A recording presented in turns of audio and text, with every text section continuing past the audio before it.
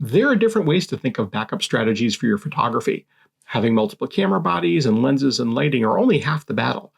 Other aspects of the work are a little more subjective and personal in nature, and often invisible to the outside viewer. Here are a few of my personal methods for decreasing a single point of failure. When you put all your eggs into one basket, like bringing only one camera to a wedding, that's a single point of failure. If something happens to that camera, you're out of luck and can't continue to do the job you were hired to do. If you have only one set of memory cards and you get an error message on your camera indicating something has gone wrong with that card, that's another single point of failure that can derail your job. The easy way to avoid this is to have a second camera and multiple memory cards so you can quickly grab your backups and keep working. Otherwise, you can't do what you were hired to do. You'll have to return the money you were paid, you're going to be looked at as unprofessional by the client, and they're likely to give you a bad review. When you're first starting out, you might not have the funds to invest in duplicates of your camera bodies, lenses, and flashes. That's understandable.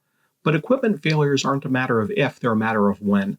You might accidentally drop your gear, someone might spill a drink on it, things happen.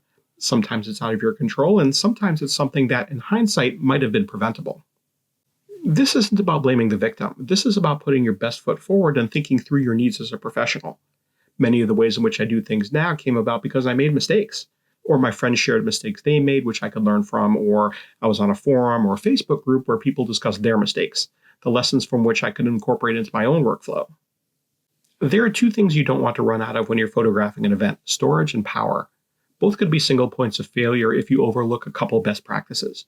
Memory cards are an easy fix. Just have extras on hand and/or work with larger capacity cards. For batteries, make sure you have enough of them. I use a grip on my cameras that holds 2 batteries, and that typically gets me through an entire wedding. But not always.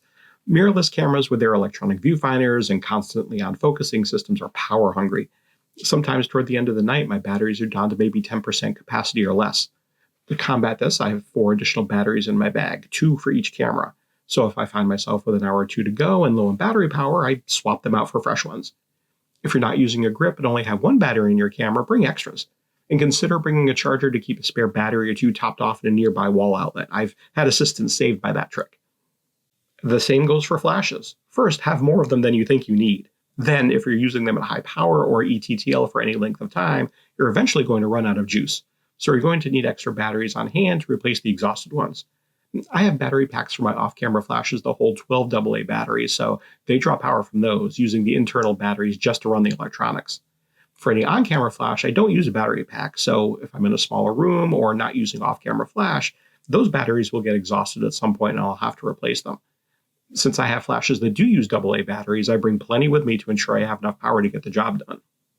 This one time I sent both of my cameras into Canon Professional Services at the same time. I love CPS.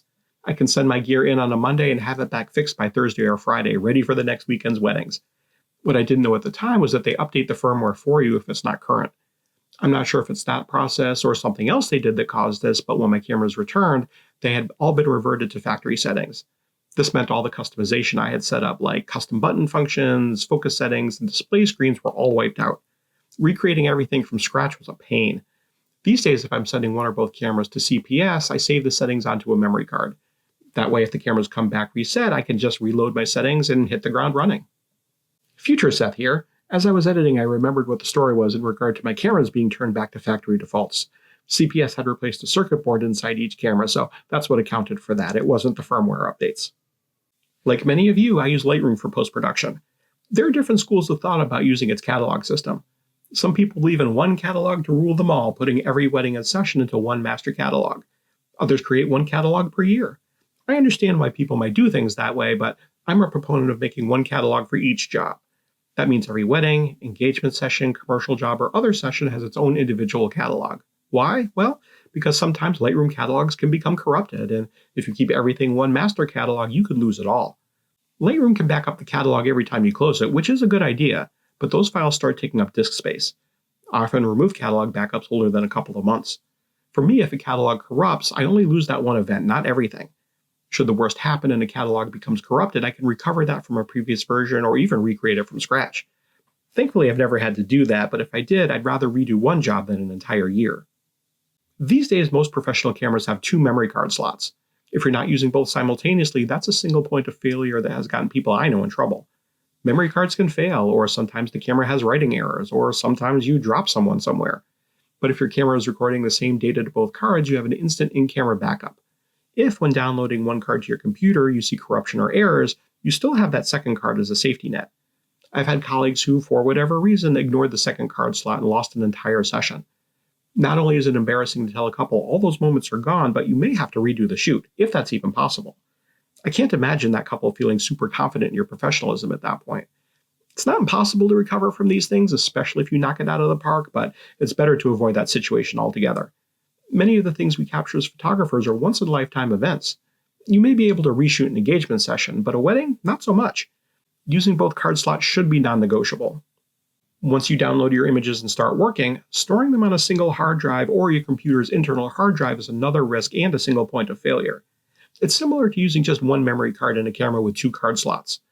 Hard drives can crash, data can corrupt, and sometimes technology just decides to betray you. Regular backups to another drive or a cloud service ensure you won't lose everything if your primary storage fails. I use a RAID system, essentially a box with multiple hard drives that my computer sees as one. Inside, the data is distributed across multiple drives in such a way that should one of those drives fail, my data is still safe because it's spread across the other drives. Then you can remove the failed drive and replace it with a new one. As they say, RAID is not a backup. To that point, utilizing a RAID system is a good way to address potential hardware failure, but it's still vulnerable to fire or theft.